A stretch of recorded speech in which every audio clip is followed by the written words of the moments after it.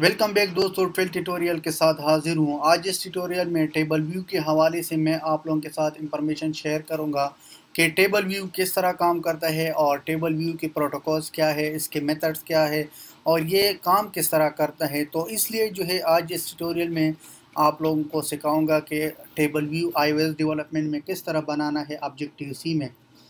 तो दोस्तों चलो स्टार्ट करते हैं। कुछ दिन पहले आप लोग देख सकते हो कि कुछ दिन पहले मैंने इस टेबल व्यू को डिज़ाइन किया था और इसमें कुछ इमेजेस ऐड किया था और टेबल व्यू में मुख्तलिफ डेटा आ रहा है। लेकिन आज हम आप लोगों को ये बताएंगे कि इस कोड को किस तरह लिखना है और इसका मकसद क्या है और प्रोटोकॉल्स किस तरह यूज़ करना है और मेथड्स क्या है। तो चलो दोस्तों, एक न्यू प्रोजेक्ट को मैं क्रिएट करूँगा।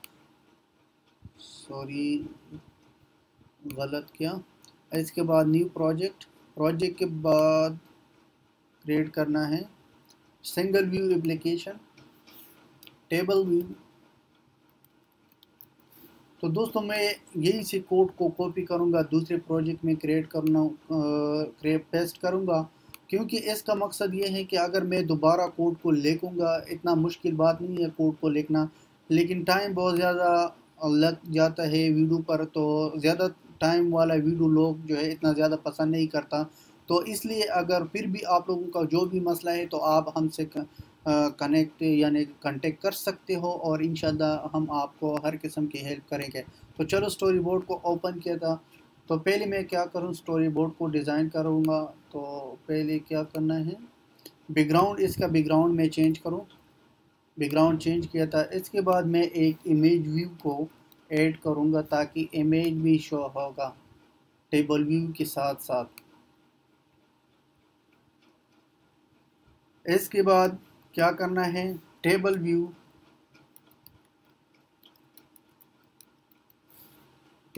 को मैंने इधर ऐड करूँगा। ऐड करने के बाद मैं इसको सिंपल रन करूँगा ताकि ये किस तरह देखता है। क्लिक किया। तो दोस्तों इसमें मुख्तलिफ प्रोटोकॉल्स यूज़ होता है। प्रोटोकॉल्स बहुत ज़्यादा इम्पोर्टेंट है iOS डेवलपमेंट में या टेबल व्यू में। तो प्रोटोकॉल की भी बताऊंगा कि काम क्या करता है और इतना इम्पोर्टेंट क्यों है। तो आप देख सकते हो दोस्तों, मैंने इसको रन किया था लेकिन इसमें कुछ डेटा शो नहीं हो रहा क्योंकि हमने कुछ डेटा ऐड नहीं किया था। तो इसलिए हम क्या करेंगे, इसमें कुछ डेटा को ऐड करेंगे। तो आप क्या करेंगे, इसकी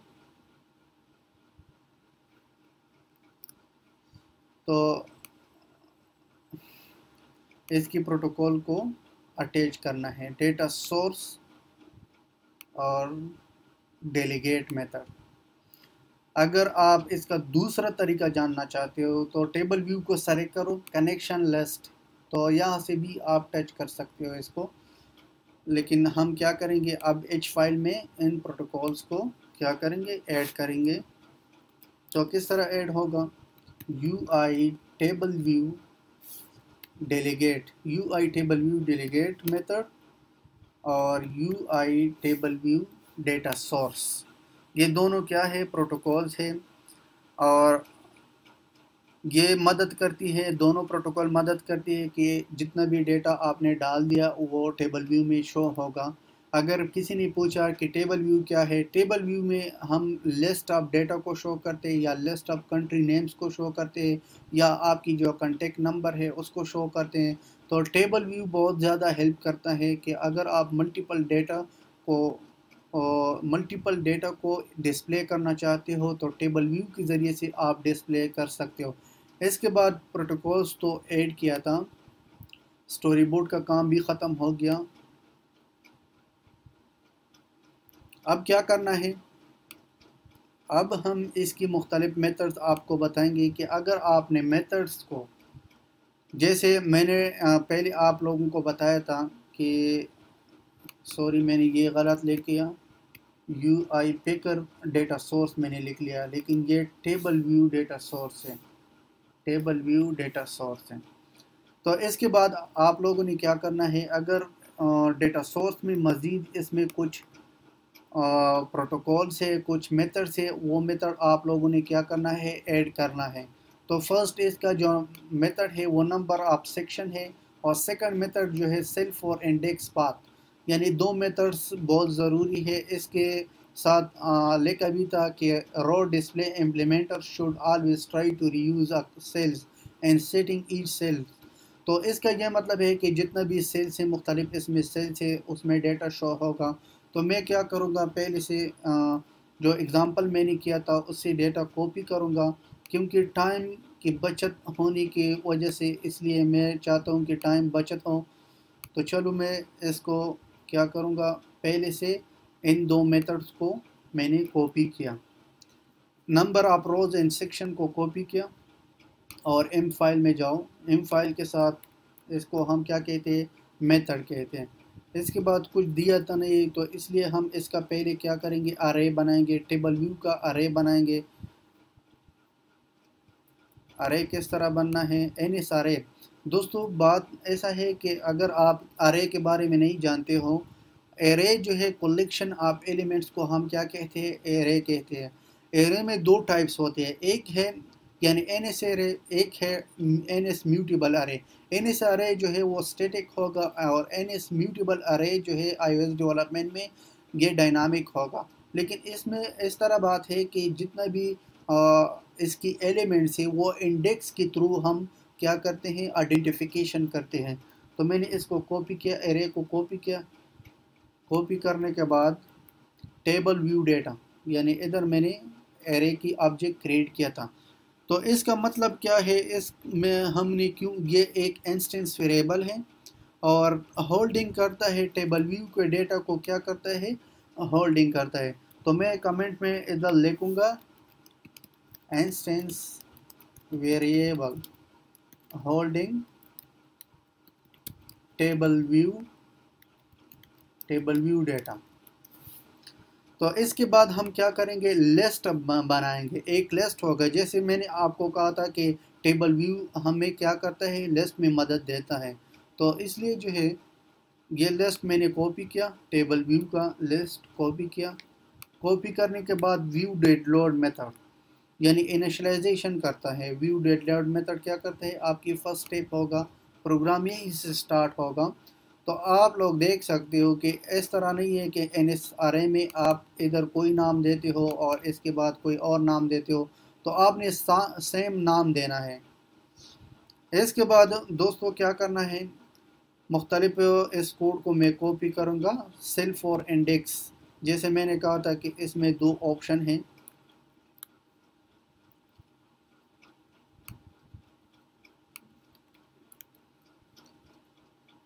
तो कोई इमेज नहीं है मेरे पास, तो इसलिए जो है मैं इसको कमेंट करूँगा। कमेंट के साथ आप लोग देख सकते हो दोस्तों, जैसे मैंने पहले कहा था कि U I table view cell, U I table view एक क्लास है जो बिहाइंड है टेबल व्यू के, और आपके मुख्तलिफ जो वेरियस टाइप्स ऑफ डेटा आता है उसको मैनेज करता है, उसको होल्डिंग करता है। तो आप देखो U I table view cell जो है, मुख्तलिफ इसमें सेल्स है। सेल्स क्या हैं, तो आप देख सकते हो कि इसमें मुख्तलिफ सेल्स है, सेल 1 2 3, इसी तरह से हम इसको क्या कहते हैं, सेल कहते हैं। इसके बाद जैसे मैंने पहले कहा था कि स्टैटिक और डायनामिक के बारे में कहा था कि आरे के दो टाइप्स है। अगर आप एन स्ट्रिंग लगाए, तो एन स्ट्रिंग हमने लगाया, तो इसलिए हम इसको क्या लिखेंगे, डायनामिक लिखेंगे।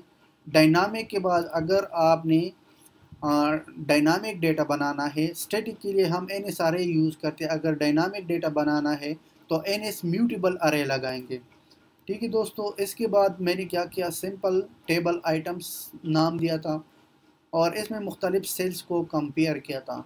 अब हम क्या करते हैं, ईच सेल यानी जो भी सेल्स आता है, सेल्स में क्या करें, टेबल टेक्स्ट यानी dot text table data object at index, यानी जितना भी रोज़ है सब में क्या होगा, सेल्स को एक एक सेल्स में मुख्तलिफ डेटा आएगा।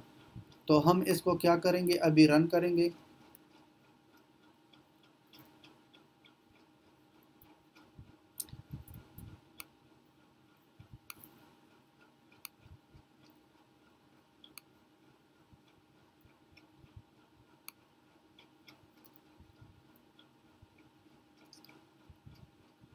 तो दोस्तों आप देख सकते हो कि इसमें मुख्तलिफ डेटा आ गया। अगर आप इस डेटा में चेंजेस करना चाहते हो तो यही से आप चेंजेस कर सकते हो।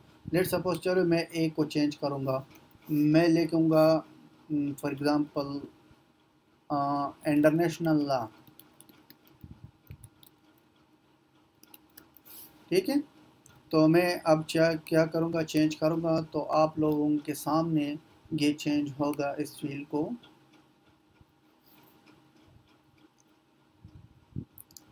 यह डिपेंड आप पर है कि आपकी रिक्वायरमेंट क्या है, अपने रिक्वायरमेंट के मुताबिक आप सेट कर सकते हो। तो दोस्तों ये देख सकते हो कि इसमें आप जो भी चाहते हो चेंजेस कर सकते हो। लेट सपोज अगर आपने कोई इमेज अपलोड करना है या इधर कोई इमेज लगाना है, तो इमेज लगाने के लिए बहुत सिंपल प्रोसेस है। तो मैं चेक करूँगा कि मेरे पास कोई इमेज है, तो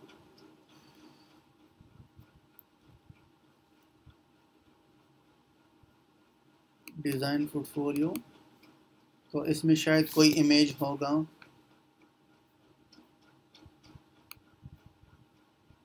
इसमें इमेज है, फॉर एग्ज़ाम्पल मैं इस इमेज को लिखूँगा शाह, ठीक है। इस इमेज को मैंने यहाँ से कॉपी करना है। कॉपी करने के बाद स्टोरी बोर्ड में आना है। स्टोरी बोर्ड के बाद इमेज व्यू को सेलेक्ट करो। सेलेक्ट करने के बाद जो इमेज आपने डाला इसका नाम सेलेक्ट करो। ये इमेज आ गया दोस्तों।